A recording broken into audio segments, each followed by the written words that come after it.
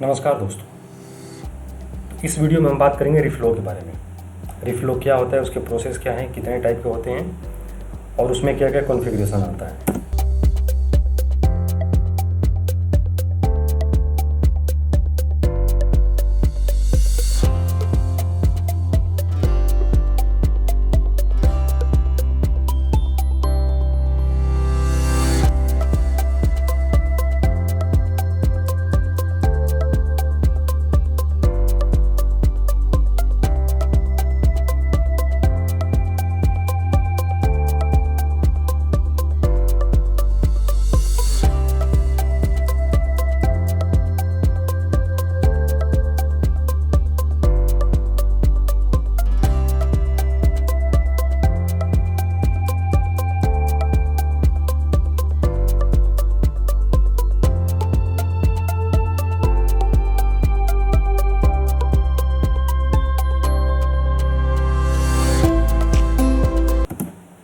पहले बात करेंगे what is reflow.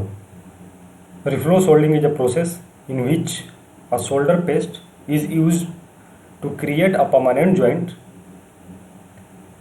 Between component and their contact pads. Next topic बात करेंगे टाइप्स ऑफ रिफ्लो। कितने टाइप के रिफ्लो यूज होते हैं इंडस्ट्री में? Convection oven, infrared oven, vapour phase oven. Next बात करेंगे configuration of reflow. First, conveyor configuration, single conveyor, double conveyor, belt conveyor को हम मेश कन्वेयर भी बोलते हैं, एंड सेंटर सपोर्ट या पीसीबी सपोर्ट। सेकंड बात करेंगे कूलिंग सिस्टम के बारे में। कितने टाइप के कूलिंग सिस्टम होते हैं रिफ्लो में? Top side cooling, bottom side cooling, advance cooling. Advance cooling में क्या क्या होता है? Water based cooling, heat exchanger, chiller, controlled cooling, and next होगा nitrogen system. Nitrogen system use करने से हमें क्या क्या बेनिफिट्स मिलता है हमारे प्रोडक्टिविटी में, राइट।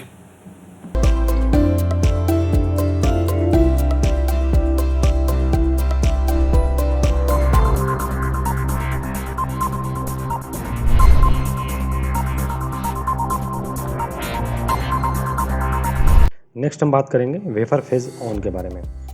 वेपर फेज ऑन में क्या होता है, इसमें नीचे लिक्विड होता है बॉटम में, जैसा कि आप देख रहे हैं नीचे लिक्विड है। इसे हम बॉयलर के थ्रू गर्म करते हैं तो ये लिक्विड से जो भी वेपर निकलेगा, वेपर से हीट जनरेट होता है और इसी हीट के थ्रू ये पीसीबी के शोल्डर को हम मेल्ट करते हैं और फिर ये सोल्डरिंग होता है। तो वेपर फेज रिफ्लो में मेनली क्या होता है कि जो भी हम हीट प्रोवाइड कराते हैं पीसीबी को, वेपर के थ्रू कराते हैं, राइट। अब एक छोटा सा वीडियो देखते हैं। अब एक वीडियो के थ्रू समझते हैं। इसमें अभी देखिए, जैसे ये नीचे से हीट प्रोवाइड करा रहे हैं, बीच में लिक्विड है। ये लिक्विड गर्म होकर यहाँ वेपर बनाएगा। इस वेपर के थ्रू पीसीबी को हीट ट्रांसफर होगा और इसी हीट से जो शोल्डर पेस्ट है वो परमानेंट जॉइंट बनाता है। अभी देखिए वेपर के बीच में आ गया पीसीबी। अभी ये पीसीबी को हीट ट्रांसफर कर रहा है वेपर। देन प्रोसेस होने के बाद ये फिर नेक्स्ट पार्ट के लिए गया और यहाँ अभी कूलिंग जोन में चला गया। यहाँ अभी देखते हैं मशीन में, ये नीचे गया अभी वेपर एरिया में। यहाँ वेपर हीट ट्रांसफर करेगा पीसीबी को और ये प्रोसेस कंप्लीट होने के बाद ये ऊपर आया और यहाँ कूलिंग होता है। कूलिंग के बाद ये जस्ट प्रोसेस कंप्लीट होता है, राइट। तो इस मशीन का यूज हम R&D पर्पज़ के लिए करते हैं। ये इस मशीन का यूज हम मास प्रोडक्शन के लिए नहीं कर सकते, क्योंकि ये एक तो छोटा मशीन होता है, मैनुअल होता है। इसमें मैनुअली हमें पीसीबी डालना होता है और निकालना होता है मैनुअली। अगर NPI के लिए 2-4 बोर्ड बनाना है, R&D के लिए 2-4-5 बोर्ड बनाना है, उसमें हमारा मेन असेंबली लाइन डिस्टर्ब ना हो, इसलिए हम इस छोटे रिफ्लो का यूज़ कर सकते हैं। और ये एक तो साइज़ में छोटा होता है, इसका पावर कंजप्शन भी कम होता है और जो हीट ट्रांसफर रेट है वो बहुत अच्छा होता है। तो इसमें जो सोल्डरिंग होती है उसकी क्वालिटी भी बहुत अच्छी होती है, इसलिए हम इसे यूज़ करते हैं। ये रिफ्लो साइज़ में बहुत छोटा, पावर कंजप्शन इसका बहुत कम होता है, लेकिन इसकी प्रोडक्टिविटी और आउटपुट भी बहुत कम होता है, क्योंकि ये मैनुअल होता है। 1/1 हम पीसीबी इसके अंदर मैनुअली लगाते हैं और फिर मैनुअली निकालते हैं। तो इस रिफ्लो में सोल्डरिंग वेपर के थ्रू होता है, इसलिए इसको हम वेपर फेज रिफ्लो बोलते हैं। नेक्स्ट हम बात करेंगे IR ऑन के बारे में। IR ऑन क्या होता है? इंफ्रारेड ओवन एक नॉर्मल ओवन होता है जिसमें हम हीटर एलिमेंट की जगह आईआर लैम्प को यूज़ करते हैं। जैसा कि इमेज में आप देख रहे हैं, यहाँ एक आईआर सोर्स है, यहाँ से जो भी हीट जनरेट होता है वो ऑब्जेक्ट पे पड़ता है और उसी हीट को हम यूज़ करते हैं। आईआर लैम्प ये है, जैसे ये बगल वाले इमेज में आप देख रहे हैं, ये ग्लास का ग्लास टाइप का होता है आईआर लैम्प। इसका यूज़ कमर्शियल यूज़ होता है, किचन में यूज़ कर सकते हैं हम, घर में as a room heater use कर सकते हैं, इंडस्ट्रियल यूज़ होता है। इलेक्ट्रॉनिक्स कंपनी में यूज़ कहाँ होता है? इलेक्ट्रॉनिक्स कंपनी में यूज़ जो भी ग्लू का प्रोसेस होता है, कन्फर्मल कोटिंग होता है, ग्लू का प्रोसेस होता है, ग्लू को सुखाने के लिए हम आईआर हीटर का यूज़ करते हैं। कुछ ऐसे स्पेशल ग्लू होते हैं जिनको अगर हम नॉर्मल ओवन में डाल दें तो कितनी भी उसको हीट दें लेकिन वो सॉलिडिफाई नहीं होगा, उसे आईआर हीटर से ही सॉलिडिफाई करना पड़ता है, राइट। जैसे नेक्स्ट एग्जांपल, ये एक ओवन है, इसके ऊपर ये आईआर लैंप लगा हुआ है। जैसे ये फूड इंडस्ट्री में यूज़ कर सकते हैं इस ओवन को, तो ये होता है IR oven.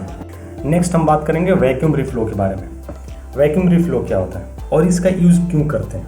A vacuum reflow soldering system which combines convection reflow soldering with a vacuum process. It means कि एक कंप्लीट जो कन्वेक्शन रिफ्लो होता है, जो नॉर्मली हम एसएमटी में यूज़ करते हैं, सेम रिफ्लो होता है, उसमें एक वैक्यूम प्रोसेस ऐड होता है और ये वैक्यूम रिफ्लो बन जाता है। ये हम यूज़ क्यों करते हैं?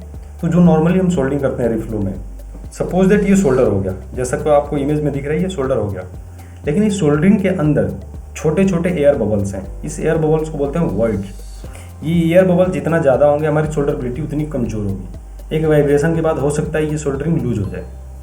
तो इस एयर बबल्स या वॉइड को हटाने के लिए एक नई टेक्नोलॉजी है जिसे हम वैक्यूम रिफ्लो बोलते हैं।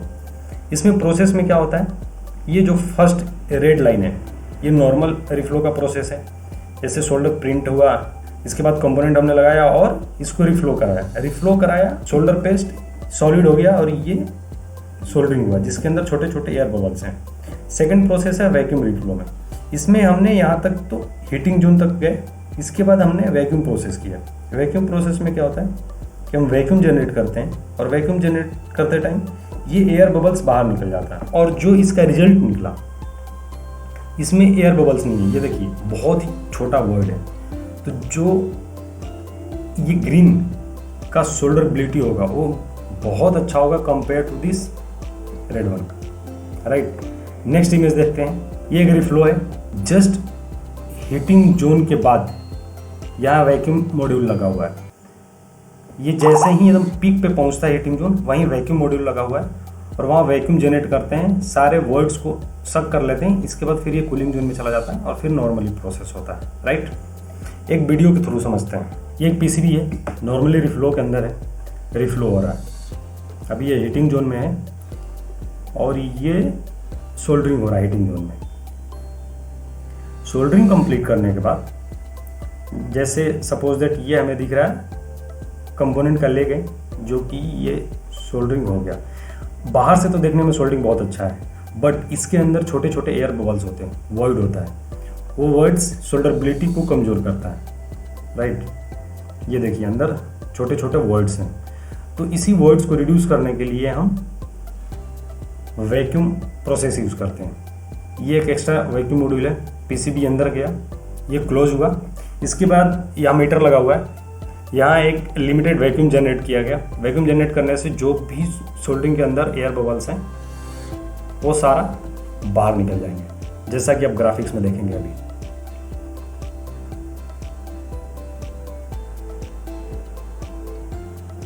ये देखिए एयर बबल्स हैं, जैसे ही वैक्यूम जनरेट होगा ये एयर बबल्स धीरे धीरे बाहर निकल के खत्म हो जाएगा और यहाँ सिर्फ और सिर्फ सोल्डरिंग रह जाएगा। तो यहाँ सोल्डरबिलिटी थोड़ी सी मजबूत होगी compare to the air bubbles. ये वैक्यूम रिलीज हुआ, चेंबर ओपन हुआ and then PCB goes for the. Now we will talking about the force convection. Force convection on क्या होता है? Force convection reflow preferred method of SMT. The oven is typically separated into zones in which each zone is independently controlled to optimize the thermal profile of a oven's process zone.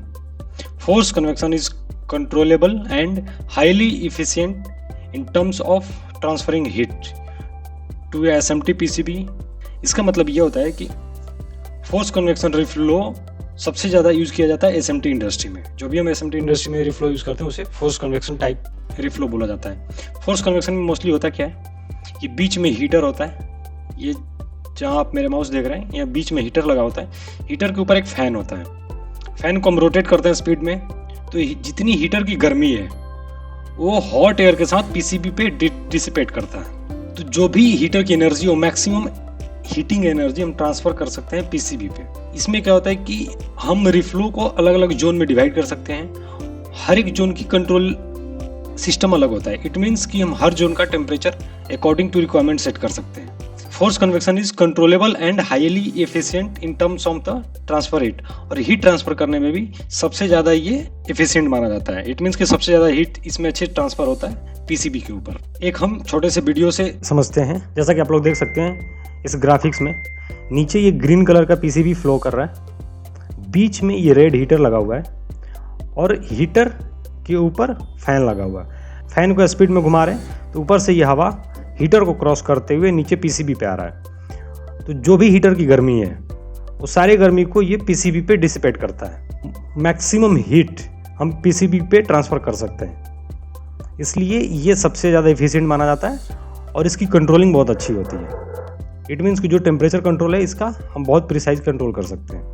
तो अभी जो भी SMT में हम use कर रहे हैं वो फोर्स कन्वेक्शन टाइप का ओवन यूज़ कर रहे हैं, राइट।